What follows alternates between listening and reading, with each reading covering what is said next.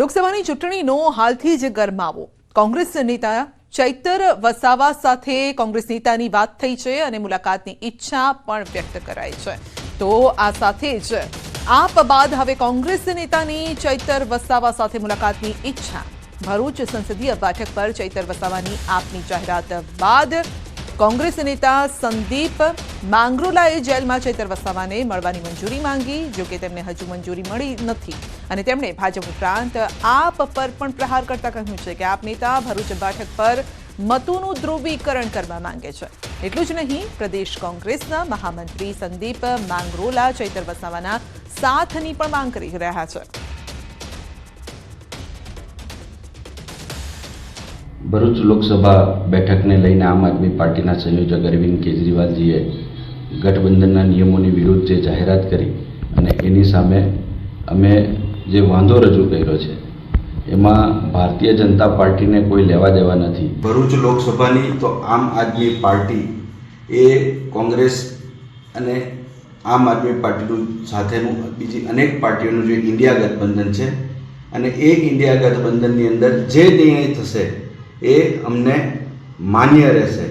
પરંતુ ભરૂચ લોકસભામાં ફરી હું રિપીટ કરવા માગું છું કે આમ આદમી પાર્ટીનો કોઈ જનાધાર નથી અને જે રીતે ભારતીય જનતા પાર્ટીને સરળ થાય રસ્તો એના માટે આદિવાસી મતદારોનો જે વિભાજિત કરવાનું કાવતરું છે એનું કાવતરાનો ભોગ આદિવાસી યુવાન ઉભરતા નેતા તરીકે ચૈતર વસાવા નહીં બને એના માટેનું મારું એમનું સૂચન છે અને એટલા જ માટે ચૈતર વસાવાને પણ મળી અને આદિવાસી મતદારોમાં વિભાજન ન થાય એવી કોઈ પ્રવૃત્તિ તમારા મારફત ન થાય એવી વાત હું એમને પહોંચાડવા માગું છું। તમામ લોકો એક થઈને કોંગ્રેસના પ્લેટફોર્મ પર આવીને ઉમેદવાર ગમે એ હોય તમામને માટે કોંગ્રેસના દરવાજા ખુલ્લા છે। વડોદરાની MS યુનિવર્સિટી ફરી વિવાદોમાં ઘેરાય છે। MSUના પ્રોફેસર સમીર શાહ વિવાદમાં આવ્યા છે। ABVPના આવેદનની પોસ્ટ સોશિયલ મીડિયામાં શેર કરી હોવાનો આક્ષેપ છે। વિદ્યાર્થીઓના ગ્રુપમાં પોસ્ટ શેર કર્યાનો આક્ષેપ। NSUIએ પોલિટેકનિક કોલેજ ખાતે દેખાવ કર્યા।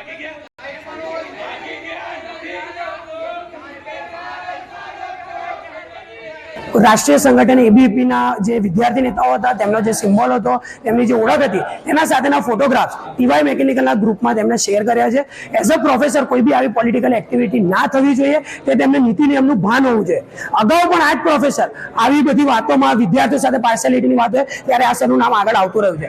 આજે NSUI દ્વારા ઉગ્ર આંદોલન કરીને ડીન સરને અમને આવેદન આપવામાં આવ્યા છે કે જે બી આવા પ્રોફેસરો છે, જે બી આવી એક્ટિવિટી કરી રહ્યા છે અને જે બી કોઈ સંગઠન માટે પોલિટિકલ એજન્ટ તરીકે જે કામ કરી રહ્યા તેમને તાત્કાલિક ધોરણે સસ્પેન્ડ કરવામાં આવે। અને જે DDC નો સિલેબસ આવ્યો એ પ્રમાણે ફિઝિક્સ, કેમેસ્ટ્રી, મેથ્સ હતું એટલે મેં કહ્યું કે ભાઈ એ તૈયાર કરજો। પછી 2 દિવસ પહેલા આવો કોઈ મેસેજ આવ્યો, મને તો ખ્યાલ નહીં આ ABVP છે કે શું છે, તો મેં જસ્ટ છોકરાઓને કર્યું। એ કોઈ ઓફિશિયલ ગ્રુપ નતું, TY મેકેનિકલનું હતું, છોકરાઓએ મને એડ કર્યો હતો એટલે મેં જસ્ટ શેર કર્યું કે ભાઈ ફાઇનલ યરના સબ્જેક્ટ પણ પૂછાઈ શકે તો તૈયારી કરજો। એટલે મેં જસ્ટ છોકરાઓને શેર કર્યું। મારા ધ્યાનમાં આવ્યું ABVP છે એવું, મેં મેસેજ ડિલીટ બી કરી દીધો અને મેં ચોખવટ બી કરી કે ભાઈ ફોરવર્ડેડ હેઝ રિસીવ। અમરેલીમાં કૂવામાંથી 3 મૃતદેહ મળતા ચકચાર મચી છે। લાલાવદર ગામમાંથી મળ્યા છે મૃતદેહ। ખેતમજૂરી કરતા 3 વ્યક્તિના મૃતદેહ મળ્યા છે। ફાયર વિભાગની ટીમે 3 મૃતદેહ બહાર કાઢ્યા અને સાંસદ નારણ કાછડિયા પણ ઘટનાસ્થળે પહોંચ્યા છે। હવે આપઘાત છે, હત્યા છે, તેનું કારણ હજુ પણ અકબંધ છે। આ અંગે તપાસ ચાલી રહી છે। તો કૂવામાંથી 3 મૃતદેહ મળ્યા છે। કોના મૃતદેહ છે, કઈ રીતે કૂવાની અંદર પહોંચ્યા તે અંગે હાલ તપાસ ચાલી રહી છે। વધુ અપડેટ મેળવીશું સંવાદદાતા રાજન કડિયા પાસેથી। જી રાજન, 3 મૃતદેહ મળી આવ્યા છે, કોના મૃતદેહ છે અને આત્મહત્યા છે, હત્યા છે, આ અંગે તપાસમાં કોઈ ખુલાસો? સંધ્યા, જે 3 મૃતદેહો મળ્યા છે એ પરપ્રાંતીય ખેત મજૂરોના મૃતદેહ છે અને તેમાં 2 મહિલા અને 1 પુરુષ છે। અત્યારે પ્રાથમિક વિગત એવી છે કે પતિ પત્ની અને મૃતક મહિલાની બહેન આ 3 વ્યક્તિઓ લગભગ 2 દિવસ પહેલા કૂવામાં પડી ગયા હોવાની જાણકારી છે। આજે તેમના મૃતદેહો બહાર કાઢવામાં આવ્યા છે ફાયરની મદદથી અને પોલીસ સમગ્ર ઘટનાની તપાસ કરી રહી છે કે આ કયા કારણોસર આ ઘટના બની. અત્યારે હાલ પણ પોલીસ કાફલો ઘટના સ્થળે છે ને મૃતદેહોને પીએમ અર્થે મોકલવામાં આવ્યા છે. સંધ્યા, અચ્છા, ખબર કેવી રીતે પડી કે કુવામાં મૃતદેહ છે? કોને જાણ થઈ પહેલા? સંધ્યા, અત્યારે પ્રાથમિક માહિતી એવી છે કે ખેડૂત છે છેલ્લા 2 દિવસથી પોતાની વાડીએ ગયા નહોતા અને આ ખેત મજૂરો છે ત્યાં રહીને જ તેમના ખેતી કામ કરતા હતા, પરંતુ આજે સવારે ખેડૂત પોતાની ખેતરે ગયા, વાડીએ ગયા ત્યારે એમને ધ્યાનમાં આવ્યું કે આ મજૂરો અહીં છે નહીં. આસપાસ તપાસ કરતા કુવામાં મૃતદેહો હોવાની જાણકારી મળી હતી ને ત્યારબાદ તેમણે પોલીસ અને ફાયરને જાણ કરતા મૃતદેહો લગભગ 2 કલાકની જહેમત બાદ 3 મૃતદેહોને બહાર કાઢવામાં આવ્યા હતા. સંધ્યા જી, આપનો આભાર. અમદાવાદમાં ફાયરિંગના લાઈવ દ્રશ્યો કેમેરામાં કેદ થયા છે. 2 થી 3 રાઉન્ડ ફાયરિંગનો બનાવ બન્યો છે. ચાંદખેડાના તપોવન સર્કલ પાસે આ બનાવ બન્યો છે. અમદાવાદમાં ફાયરિંગનો વિડીયો વાયરલ થયો છે. ફાયરિંગના બનાવમાં કોઈ જાનહાનિ નથી થઈ. પોલીસનો કાફલો પણ ઘટના સ્થળ પર પહોંચ્યો. ફાયરિંગ કરનાર કોણ હતો અને તેની ઓળખ હજુ પણ નથી થઈ. ફાયરિંગ કરનાર સામે પ્રતિકાર કરતો શખ્સ કેમેરામાં કેદ થયો છે. ફાયરિંગ કરનાર સામે પથ્થર મારી પ્રતિકાર કર્યો છે અને કયા કારણસર આ ફાયરિંગ થયું છે તે અંગે તપાસ ચાલી રહી છે. તો સીસીટીવી સામે આવ્યા છે અને જેમાં એક શખ્સ હાથમાં ગન લઈને ફાયરિંગ કરી રહ્યો છે તે દ્રશ્યો જોવા મળી રહ્યા છે. 2 થી 3 રાઉન્ડ ધડાધડ ફાયરિંગ કરવામાં આવ્યું છે. તો ચાંદખેડાના આ દ્રશ્યો છે. ફાયરિંગના લાઈવ દ્રશ્યો આપ જોઈ શકો છો. અમદાવાદના ચાંદખેડા વિસ્તારના દ્રશ્યો છે અને એક વ્યક્તિ ફાયરિંગ કરી રહ્યો છે.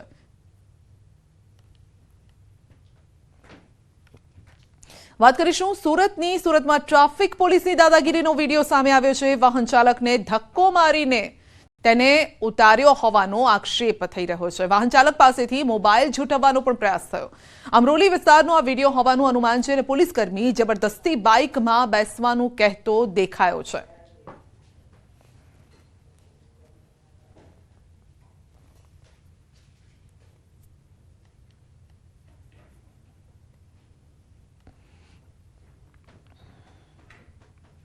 પોલીસ સામે ફરિયાદ જો કરવી હોય તો તેના માટે એક નંબર જાહેર કરાયો છે અને આ નંબર છે 1449. હેલ્પલાઇન નંબર પર કરી શકાશે ફરિયાદ. રાજ્ય સરકાર વતી એડવોકેટ જનરલે આપી છે આ માહિતી અને કેન્દ્રનું રાજ્ય સરકારને 15 દિવસમાં નંબર શરૂ કરવા માટે પણ સૂચન છે. 16 ફેબ્રુઆરીએ આગામી સુનાવણી હાથ ધરવામાં આવશે. ફરી આપણે જણાવી દઈએ કે પોલીસ સામે ફરિયાદ માટે નંબર જાહેર કરવામાં આવ્યો છે અને આ નંબર છે હેલ્પલાઇન નંબર 1449.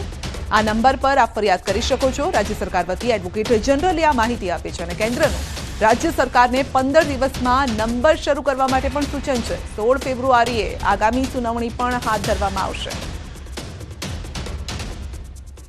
નવસારી મકાનમાં કાટમાળમાંથી સોનાના સિક્કા નીકળવાનો મામલો. નવસારી એલસીબીએ અલીરાજપુર સેશન્સ કોર્ટમાં પીઆઈ અને 3 પોલીસ કર્મચારીઓની પૂછપરછ માટે અરજી કરી હતી.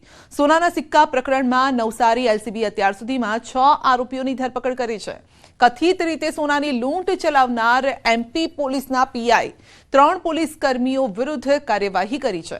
આરોપીઓને ટ્રાન્સફર વોરંટ નવસારી લાવવામાં આવશે.